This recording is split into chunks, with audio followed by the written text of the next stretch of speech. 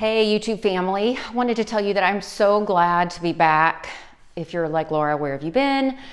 I had 2 surgeries for a detached retina of all things and had an eye patch like a pirate, and it has taken me 3 or 4 months to get my eyesight back.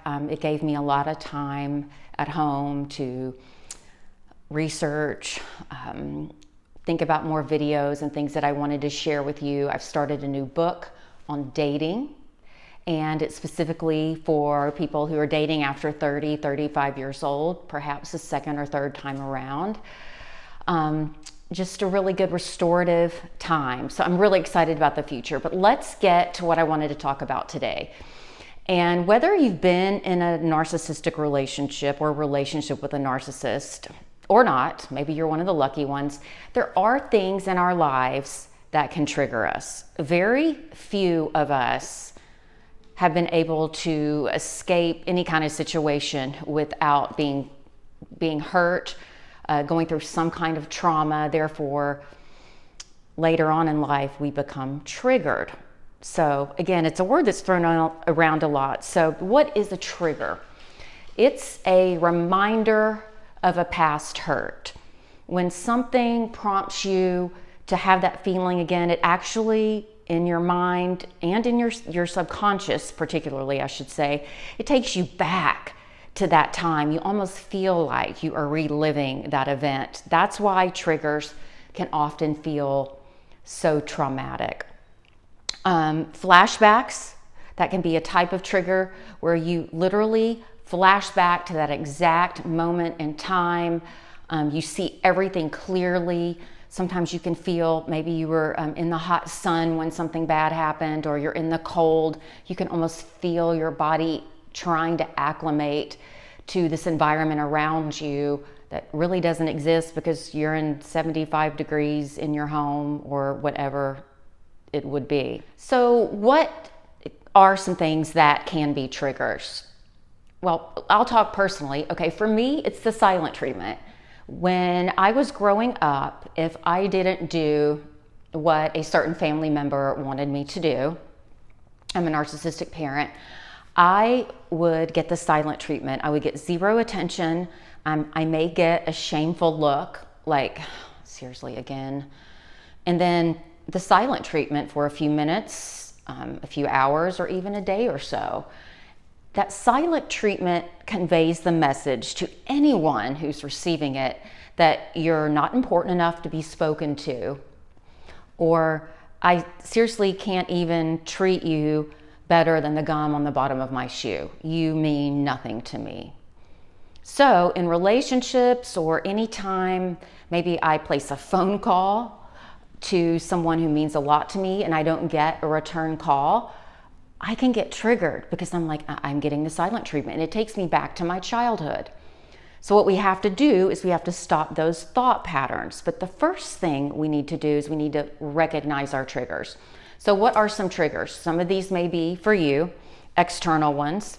Maybe you drive through an old neighborhood. I still am uncomfortable doing that. From my old, when I had that long partnership with a narcissist. Smells, taste, maybe a favorite restaurant.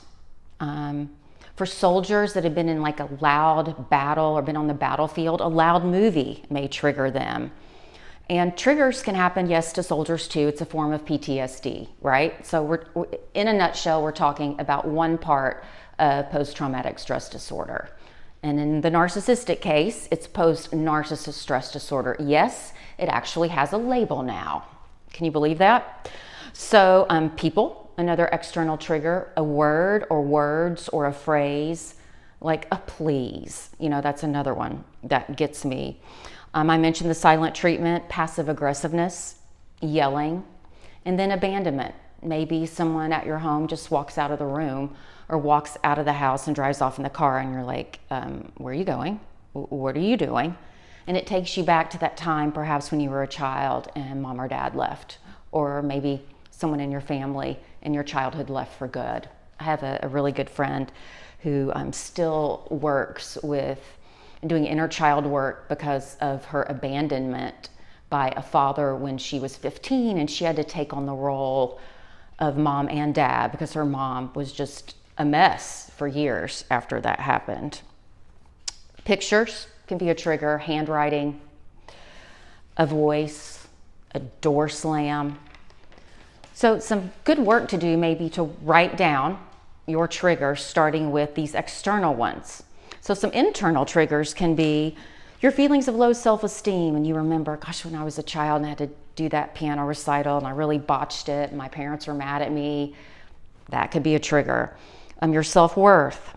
You've always, many of us often who've been through narcissistic abuse, we feel like we're not enough. That's why at the end of many videos, I end it with saying you are worthy, you are loved, you are enough, because you are, despite what you've been taught by people in the past. The always never statements, those are statements that narcissists often use, and sometimes we adopt those. I am guilty of that myself. Life is not black and white, it's gray. Laura, live in the gray, I have to tell myself. The always and never are definitely black and white statements. And then, of course, sadness. So why are triggers so freaking powerful? Well, we think we are reliving the past where we felt like we weren't going to survive. It was so difficult and there was so much pain, and we don't want to go back there.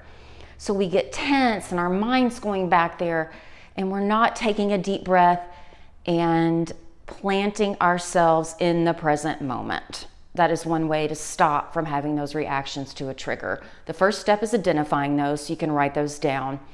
A couple of things that I do that help me: I look around, I take a deep breath, and I go, Laura, you are in 2022, and you are sitting on your sofa at home. You are okay. Sister, girlfriend, you are okay. So that is one reason they're so powerful. Another reason why triggers are so powerful is that our brains haven't caught up to the present. Our brains sometimes think we're living in the past because we haven't healed. We're still working on that healing process.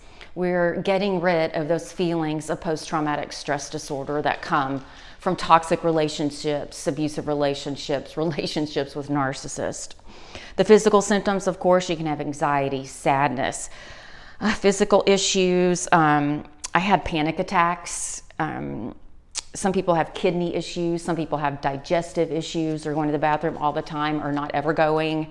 Let's see, what else did I jot down? So we've identified what our triggers are. We need to anticipate when those triggers are coming. Hey, if your father was the one who is a narcissist and he's coming to visit for a holiday, get ready. Anticipate those triggers. When dad says that I look like I've gained weight, what am I going to feel? In my mind, what am I going to say back to him? I always try to make it something kind of catty and funny in my head, and something like, I would never say this because my dad is my hero, but in situations where it would be someone else who's triggering me, it might be something like, well, I may have gained a little weight, but you sure have lost a lot of hair and aged about 50 years, in my head, right? Just to flip the script and make myself realize, let my brain understand how ridiculous it is what they're saying. The dogs agree. So you've identified the triggers that you may face.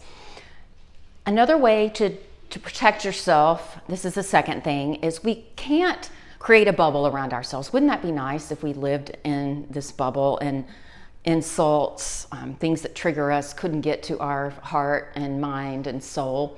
But that's not reality. We're not in a Pixar film. So what we have to do is we need to anticipate what these triggers may be. Say it's a toxic relative coming to visit and they always, make an ugly statement about your cooking or your kids or your hair or whatever it may be. Be ready for that. And sometimes I even count backwards in my head. I wonder when the comment about my hair's coming. 10, 9, 8, and then I go, boom, there it is. And it's almost like a game. So the next thing is to give yourself grace, give yourself forgiveness if you are triggered. Say, hey, Laura, I'm triggered. So the amount of pain that I'm feeling from this trigger is the amount of self-care that I need to do. If I'm really hurting and I'm teary-eyed, for me, this is me, I go read the Bible, or I go for a walk with the crazy dogs that you can probably hear in the background, or I call one of my best friends and vent. So the level of pain that you find yourself at is the amount of self-care you need to do. Now, you can do a bubble bath with cucumbers on your lids if you want, like we see in all these movies with Julia Roberts and other movie stars. That's not what I'm talking about with self-care. Self-care is when someone takes something from you and replaces it with pain. You're nurturing that part of you. You're loving on yourself, and you're making yourself feel better about what's going on, whatever that looks like. And then you've got to think about what someone's intention is. Typically, when someone says something ugly or triggers you, it can be one of two things. They want to hurt you. You guys, okay, quick story. So I ran into an ex-boyfriend like last week, and he was with a new person. She's about 30 years younger. My son was like, "Oh, Mom." And I thought, they were walking about 5 feet apart until he saw me, and he grabbed her hand and was just all over her, and he was trying to hurt me. But I thought, Laura, consider the source and go nurture yourself and think about how far you've come since all of that happened. I'm not saying it was easy, because I had to call a best friend on the way home and download, but I did it. And would I ever go back to that? No, because I know what that woman is receiving from that person. So you have to think of someone's intention. Sometimes people do something by mistake. Maybe they're so focused on something going on in their lives that they give you the silent treatment, and they didn't mean to do that. They're just thinking about caring for that elderly parent or their child that has been suspended from school for a few days. Many times it's not all about us. Almost all the time it's not all about us. So, and then finally, you've got to think about, your patterns. You've been through a lot. Give yourself grace. Identify those patterns. If this happens, I feel this way. If this happens, I feel this way. And I'm going to go in this situation ready, strong, and with my self-care right here on the back burner, ready to turn up the heat on that should I need it. So I hope this message about triggers helps. I still have them. I'm working on them, and it's been 7 years. Being human means you're going to have triggers. It's what we do with those triggers that defines the rest of our lives. It's so good to be back. I'm glad to see you all. Remember, you are worthy, you are loved, and you are enough. We'll talk about dating next video. Bye.